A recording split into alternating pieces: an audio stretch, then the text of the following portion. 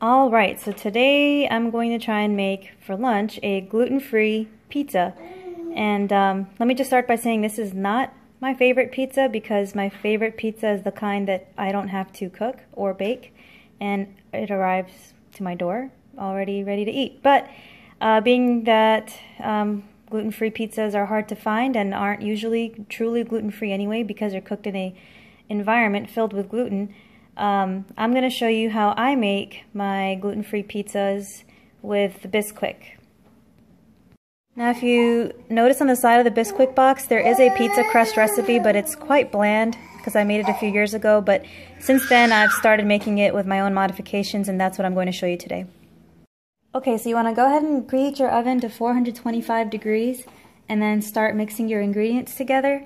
So here I've got about 3/4 teaspoon of garlic salt. Again, I use the Lori's, my favorite kind, and I said it goes great with a lot of things.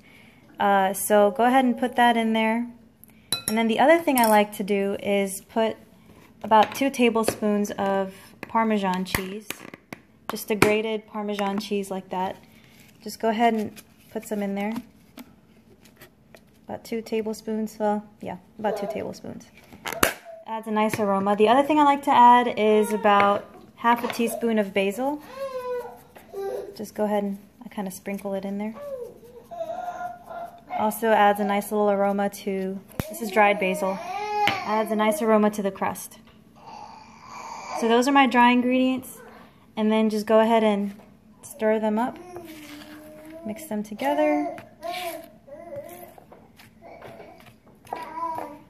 And if you have that pizza crust recipe on the Bisquick box, it'll tell you to beat those 2 eggs, and I'm going to go ahead and do that next.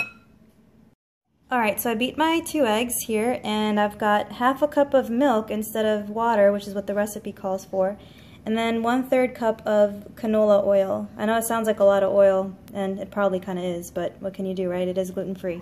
So go ahead and put all those ingredients into your dry powder and mix it up till it's all well blended. It's pretty liquidy at first, but as you keep mixing it, it starts to thicken up a little bit.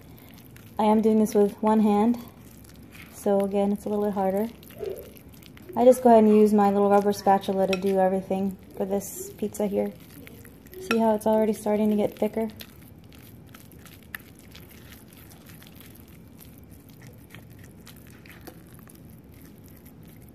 There it goes, getting thicker and thicker. The crust is, again, gluten-free, and I'm not sure if you know this already or not, but wheat that's used in most regular crusts has something called gluten in it, which makes things, gives things their chewy texture. So this is not chewy like your traditional pizza crusts. It's more airy and sort of cake-like as far as the texture goes, kind of like a sponge cake almost. So just keep that in mind. This is not going to be, and it's also not really thin and really hard like shards of glass. My husband complains sometimes, Scott complains that the pizzas we buy from out in the restaurants and stuff, the crust gets like really, really tough sometimes. So you're also not going to have that with this crust. Alright, I'm going to keep mixing it till it's nice and smooth. So I kept mixing it, and as you can see now, the dough has started to look like a blob of dough. But the great thing about it is I don't have to use a rolling pin or flip it in the air into a perfect little disc. You just take this dough and spread it onto your pizza pan. So while this is sitting for a few minutes, I noticed that it helps the texture a little bit. It makes it easier to spread if you let it sit for a few minutes. And so while it's sitting, I'm going to prepare my pizza pan. So I have here a 12-inch pizza pan, and to make cleanup and cutting the pizza and being able to lift it off when you're done cooking it a lot easier, go ahead and put parchment paper on it. I use parchment paper now almost every time I cook anything on a pan because you may think I live under a rock, but I didn't realize this till a year ago, but parchment paper is amazing. You can cook anything on it and it doesn't stick. And it's so much easier to clean up than having to soak a pan or scrub it. So go ahead and do that. And then I'm going to go ahead and spread the dough onto this and flatten it out with my spatula. So I put my blob of dough on there and I'm just going to press it and spread it out. And when you let it sit for a couple of minutes, it helps with this part. It really makes this part a lot easier. And if you notice that yours is sticking, just put a little oil on top and then just kind of spread it around that way and see if that helps. Sometimes I have to do that. Right now it's actually cooperating, so yay. You can also use a rectangular cookie sheet if you like and spread it even thinner. And it does help make it a little bit thinner and crispier. But for now I'm just using the traditional round 12-inch pan. Try and make it as even as you can, but don't have an aneurysm because it's like almost impossible. I trimmed off the extra paper that was hanging off the sides, and I'm going to go ahead and stick this in the oven. It's ready to go, 425 degrees. So my oven runs a little bit hot. You may have to cook it anywhere from 10 to 15 minutes depending on your oven. I usually do it for about 12, and I kind of watch it towards the end to make sure it's not getting overly golden. Because what happens is after this 12-minute process, you're actually going to take the crust out, put your toppings and sauce on it, and then stick it back in the oven. So it's actually not going to be completely done.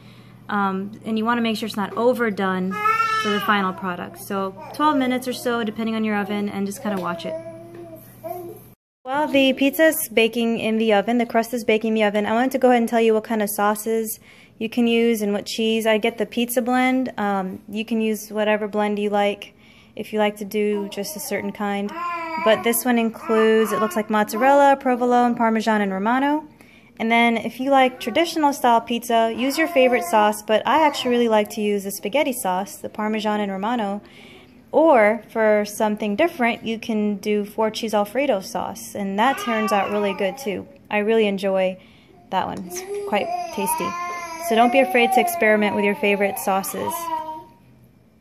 The other thing I'm going to do is gather the rest of my ingredients like mushrooms, feta cheese, bell peppers, grape tomatoes, whatever else you would like.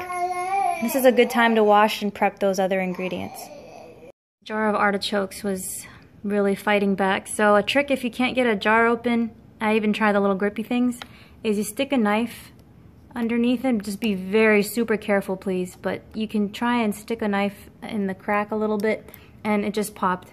And so now I can actually open it. But I wish I'd recorded how much I was fighting with this thing beforehand. Okay, so the alarm rang and I went ahead and pulled the pizza crust out of the oven. This is just borderline. If I'd left it in there another minute or so, it probably would have been overdone, but this was exactly 11 minutes and 30 seconds. And I pulled it out. It looks pretty good. So now I'm going to go ahead and add my toppings to it. So really this part is, you know, you just know what you like. I like a medium amount of sauce. You might like a ton of sauce. You might like very little sauce. I can't tell you how much to put here. It's kind of up to you. It looks good to you.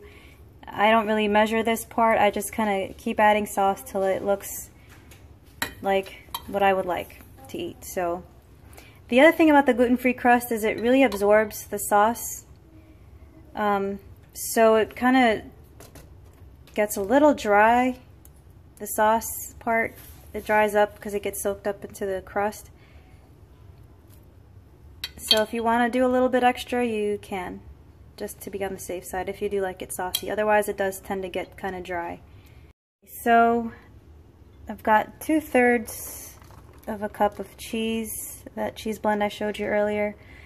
Again, this is up to you how much you like. Some people like it extra cheesy, some people don't like a lot of cheese. It's really up to you. Just top it however you like. So that was not bad. I mean, you could probably put some more. I'm gonna put some more. So about 2/3 of a cup to 3/4 of a cup should do the trick. Just kind of patch up the little spots that I missed. I love cheese. It's probably more than I should. Alright, got my cheese on there, and next I'm going to put my toppings. Okay, so I'm going to go ahead and put my mushroom. I chopped it up. It's just, I just like the way it looks better when it's chopped up like that. And I got some grape tomatoes.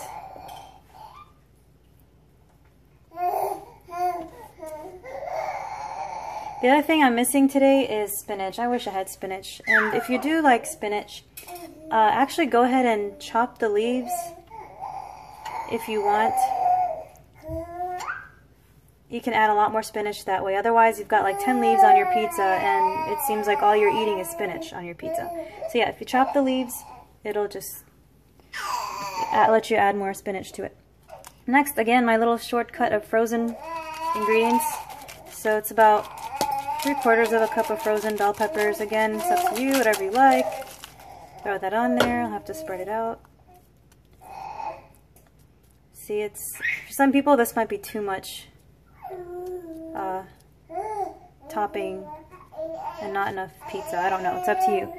So you're not done yet, because right now if you just cooked it this way, you'll get a really bland flavored pizza. Let's go ahead and add our seasonings. Go ahead and sprinkle on some Parmesan if you like. You can use the grated in a container like this, or you can get those fancy Parmesan cheeses, nice fresh kind. Go ahead and just kind of sprinkle some garlic salt on there very lightly. Don't overdo it.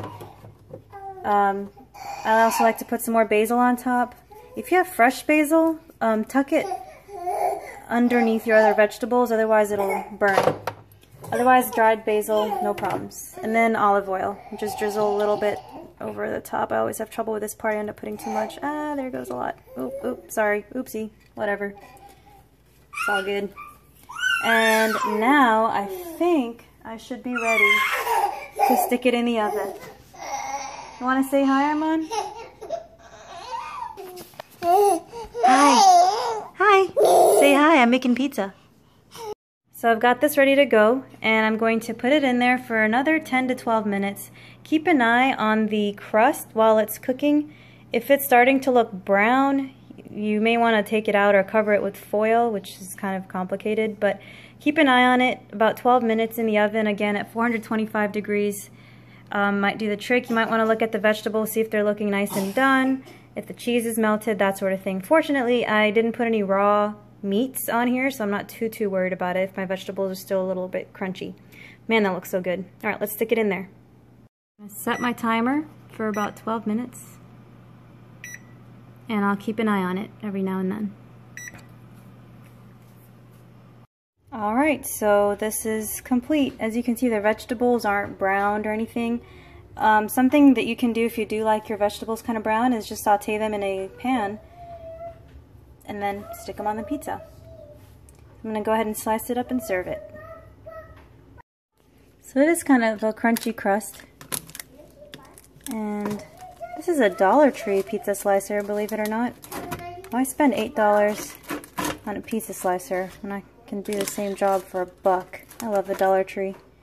You should just go there if you haven't ever been. Alright, my pizza sliced up. It was so easy to slice, and then look, lift it up, there's nothing stuck at the bottom. It's amazing what parchment paper does. So that's the finished product, and I hope you enjoyed it. Let me know if you like it, if you have any questions or comments. Thanks for watching.